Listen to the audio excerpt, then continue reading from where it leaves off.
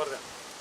Министерството за внатрешни работи до Основното јавно обвинителство во Скопје поднесе кривична пријава против Аљ, 32 години од Скопје, поради основано сомнение за сторено кривично дело измама на 17 лица при купопродажба на половни моторни возила.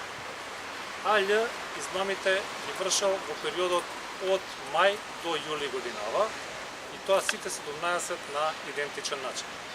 Имено Аљ во својство на полномошник на две правни лица склучувал договори за купопродажба со физички лица, и тоа кај нотари во Скопје, но не го исплатил договорениот износ.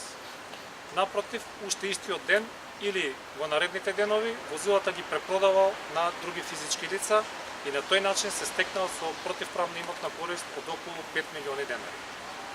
На Аљ одредена му е мерка притвор во трајање од 30 дена.